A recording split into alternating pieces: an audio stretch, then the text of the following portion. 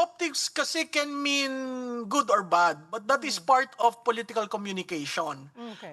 Going to Senator Marcoleta, whom he endorsed, is a personal decision on her part. Pinuntahan yata sa PNP hospital, no? Opo. Dahil yung BP. So, makikita mo na kung ikaw ay kasamahan ko at sinabi ko nang wag na kayong magsasama sa akin dahil kayo ang naiipit, klarado naman from the very start na si Vice President titindig sa mga sumasama sa kanya. And Senator Marcoleta is one of them. So siguro wag naman na lang natin lagyan ng masyadong value yung pagbisita. Kultura ng Pilipino yan, binibisita mo yung mga malalapit sa'yo. So siguro ginawa niya ito dahil lamang sa paniniwala niya at paggalang niya kay Senator Marcoleta at ng pamilya nito. Karoon ng ganong panahon, pero hindi ganito na may Senate President ka at may inappoint na presiding Na kapwa officer. senador. Oo. Aha. Kaya yung tinatanong sa Supreme Court. Maganda itong week na ito, nagsimula na tayo sa impeachment. Maganda ang pagkakalatag, both sides. Pumapabor lang ako dun sa medyo maliwanag, no? Nakita natin ang mga ebidensya, no? Ms. Malu, sumipot si VP Sara sa Senado pero hindi po siya dumalo sa trial proper. Nag-iwan siya ng mensaheng, I will be blooded but unbowed. Sa pananaw po ninyo, kanino talaga nakatuon ang mensaheng ito? Sa kanyang mga taga-suporta, sa mga senator judges o sa general public? Cheryl, kasi pangalawang beses na niya sinabi yung linyang yan, no? So ito, para sa akin, ito ay nakatuon para sa public, the bigger audience outside, hindi necessarily sa mga judges, pero it also defines the kind of process that we are having, that she is ready to be bludgeoned and she knows there'll be bloodbath. And yung siguro ang pinakahalaga doon yung unbowed. Wala siyang kasalanan as far as she's concerned, and she will go to the ringer whatever this impeachment trial will go into. Yun po ang pagpunta niya sa Senado, ang sinabi po ng kanyang tagapagsalita na si Attorney Michael Poa ay para i-meet, makipag-meeting po sa kanyang mga lawyers. Pero nagawa po niyang I don't know if we call that a press conference kasi nagbigay lang naman po siya ng linyang ito at sabi niyo nga po pangalawang beses niya na itong ginamit. So, ano po yung nakita niyong ganong klaseng strategy na maiksi, humarap pa rin siya sa media, nagsalita pero hindi naman nagpa-interview? Well, one, ang una doon, ang media, nakita naman natin sa coverage, pagpasok pa lang niya, humihingi na ng statement. Pangalawa, bilang vice presidente at ikaw ang subject ng impeachment, kailangan mo rin namang magsalita. Pangatlo, yung ganong kaiksi, meron kasing sila bilang mga lawyers, meron silang sinasabi na sub judice. So sa tingin ko, ayaw niya magkomentaryo dun sa nangyayaring trial, pangalawang araw pa lang naman, and yet, gusto rin niyang ipakita sa taong bayan na alam niya yung mangyayari at handa siya. So kung yan ay handa, whether acquittal, conviction, handa siya. So the fact na pangalawang beses niya yung sinabi is a reiteration that she will go through the process, whatever it will take on her, itong mga desisyon sa impeachment. Hindi po natin maiaalis, Ms. Malu, yung mga pupuna doon sa nangyari nga. Ang sinasabi ay optics, theatrics, yung nangyari na sinasabi, pinuna na makikipag-meeting sa lawyer, bakit kailangan sa Senado? Bakit hindi nag-meeting outside? Ang sinasabi ay sadya or scripted or talagang part of the show. Ano po ang take nyo on that? Ano po nga ba ang basa nyo doon talaga sa nangyari po kahapon na pagharap po ni VP Sara or pagpapakita ni VP Sara sa loob ng Senado pero hindi naman siya uupo sa trial? Well, yung pag-upo niya sa trial, klarado naman sa saligang batas, hindi naman siya Yes, rine-require. oh, that's very clear. Pangalawa, meron siya diyang, sa tingin ko, 16 lawyers representing her and that they filed their answers. So, merong paraan na sinasabi niya na ako'y pumapaloob, no? The fact yan yung statement nga niyan, pumapaloob siya sa sistema. Alam niyang she will be bludgeoned at magiging bloody pero unbowed, no? So paghihimayin mo yan, that's already a statement na I know I am in this process and I know the consequences. Optics ba? Marami nagsasabi, optics. Dapat bang ginawa niya? Hindi ko yan mahuhusgahan dahil yan tanging siya lamang ang nakakaalam. Pumunta siya sa Senado, hindi niya sinabi sa mga senador, oy, nandito ako, no? At naandun siya para makipag-meeting sa kanyang mga lawyers. Doon sa pag-meet sa mga lawyers, kung titingnan mo, bihira yata silang mag-meet ng buo. At nung nag-umpisa, siguro ito yung paraan niya para after day one, mapagpasalamatan yung mga bata dun sa team and to boost the morale of her team. Now, whether that is optics, that is propaganda, that's entirely up to the people to judge. The fact is, she went to the Senate, she met her team, spent an hour, and this is crucial because yung first charge na pag-uusapan was all about conditional threat. So may nagsasabi na optics lang yan kasi conditional threat, pinakita na ngumingiti siya, etc. etc. These are all interpretations. I would rather we stick to what she said. She knows that the process will be very, very bad. She will be hit. But still, she remains confident that at the end, she will be proven correct. Bago po pumunta sa Senado, Ms. Malu, dumaan din si VP Sara kay Senator Rodante Marcoleta na inaresto dahil nga sa kasong plunder. Sa isang high-profile na impeachment trial, gaano kahalaga ang mga ganitong political optics? Ayan, we go back to the optics. Paano ito mababasa ng publiko? Well, yung optics kasi can mean good or bad, but that is part of political communication. Okay. Going to Senator Marcoleta, whom he endorsed, is a personal decision on her part. Pinuntahan niya ata sa PNP Hospital, no? Dahil yung BP. So, makikita mo na kung ikaw ay kasamahan ko at sinabi ko nang wag na kayong magsasama sa akin dahil kayo ang naiipit, klarado naman from the very start na si Vice President titindig sa mga sumasama sa kanya. And Senator Marcoleta is one of them. So siguro wag naman na lang natin lagyan ng masyadong value yung pagbisita.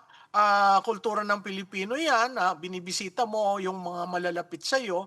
So, siguro ginawa niya ito dahil lamang sa paniniwala niya at paggalang niya kay Senator Marcoleta at ng pamilya nito.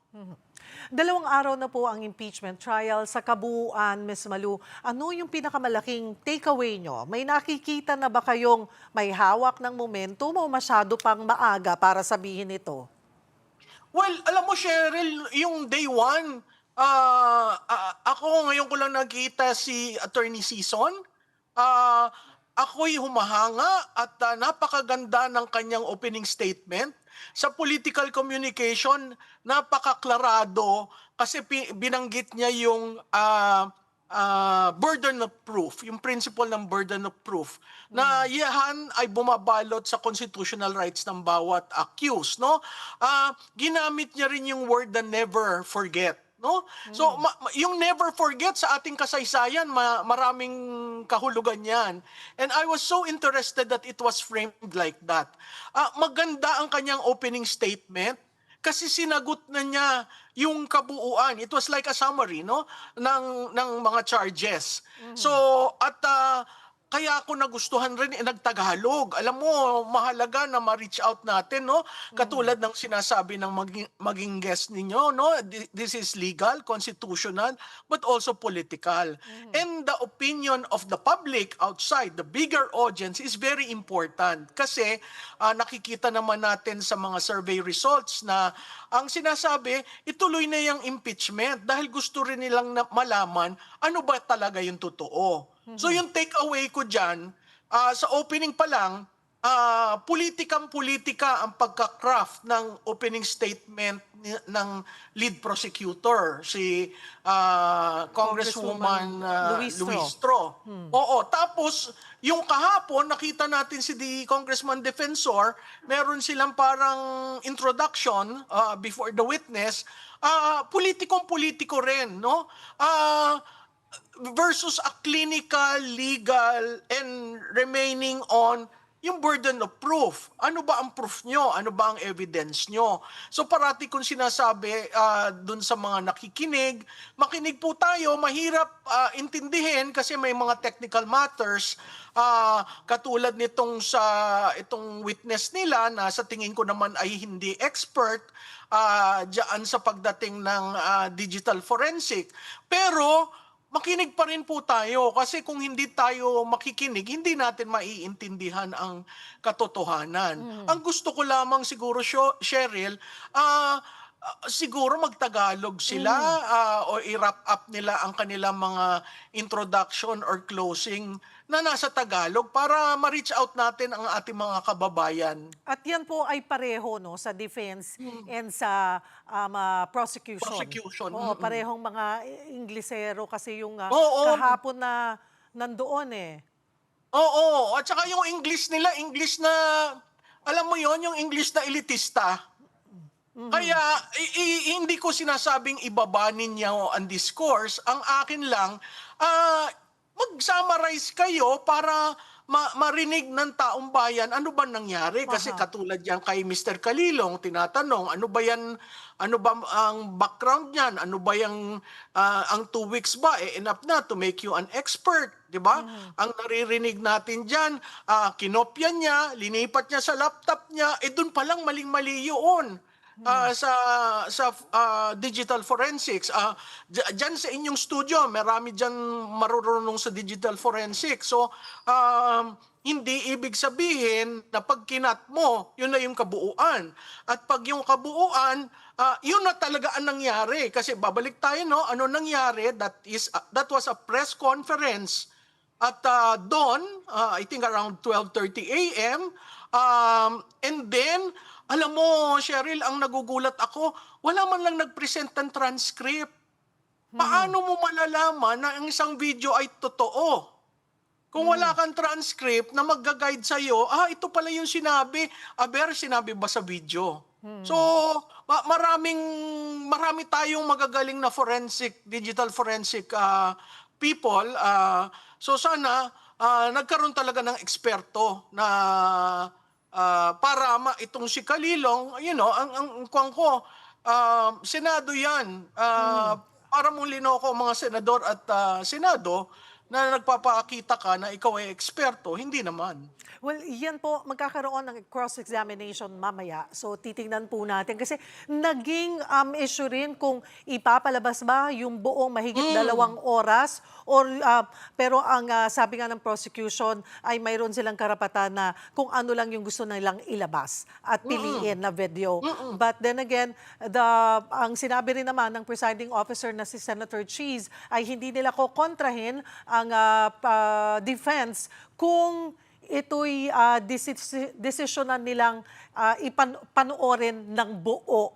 Oo. Kasi Cheryl, ang context, it was a press conference. Okay. And somebody, I think from the media, asked her about her security.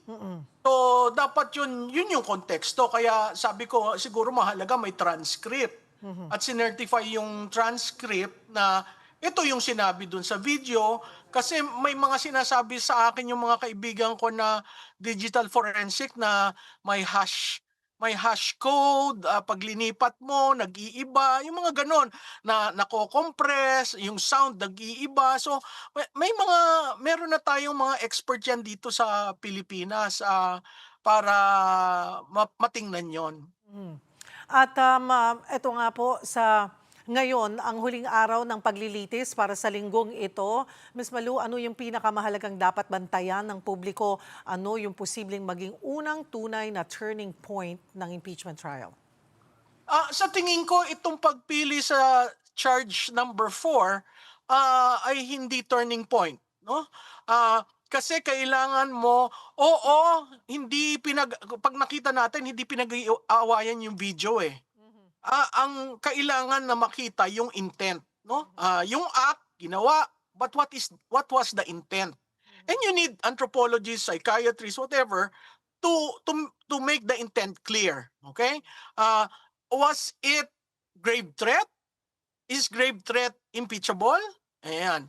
Ngayon, itong week na ito, nakita natin merong issue sa presiding officer. Natatandaan, hindi ko alam kung Cheryl nagko-cover ka na nung si Nene Pimentel at si Chief Justice Davide ay magkasama sa isang frame na nakaupo. Yun ay dahil talaga naman presiding officer si Chief Justice Davide kay Erap. Estrada Oo, na kay dating impeachment, Pangulong no? Erap. Opo. Oo. So nagkaroon ng ganong panahon. Pero hindi ganito na may Senate President ka at may inappoint na presiding Na kapwa officer. senador. Oo. Ah. Kaya yung tinatanong sa Supreme Court. Maganda itong week na ito, nagsimula na tayo sa impeachment. Maganda ang pagkakalatag, both sides. Pumapabor lang ako dun sa medyo maliwanag, no? Nakita natin ang mga ebidensya, no? So again, babalik tayo dun sa sinabi ni Attorney Sison. Ang burden of proof nasa prosecution. Kaya po yung object ng object, yung po ang role nila kasi you have to prove. No, you have to prove that indeed she made those things, no? At pag hindi yan na preba at ang maghuhusga kung yung burden of proof ay na-achieve ay ang senator judges. So, at maganda ang coverage na ito kasi hindi ba heated? There was a time na ang coverage karamihan kinukuhang reaksyon ng mga senador habang nagdedebate. Ito talaga nakafocus doon sa prosecution, sa defense, at saka doon sa witness, at saka sa presiding officer. So to a certain degree, medyo nare-restore yung imahe ng Senado. Ito ay telling kasi you need to restore the trust of the people to the Senate. It used to be a very, very trusted institution until of late, no? So, Makikita maganda naman natin yung... doon, Miss Malu, na kalmado rin lahat ng senator judge natin eh. Oo. Lahat sila oo. pinagbibigyan na marinig yung kanilang punto at pag nagsalita na sila, puro naman sila kalmado. Diba? Yes, yes. Nawawala yung biglang, ay, nako, pati pa nga sa gallery, pinagsasabihan. So, magandang simula. Mahaba ito. So, malaki ang role ng mainstream media kasi kayo yung talagang naandun, from gavel to gavel, naandun kayo. So, tingnan po natin at panoodin natin at sana maiayos ng tama.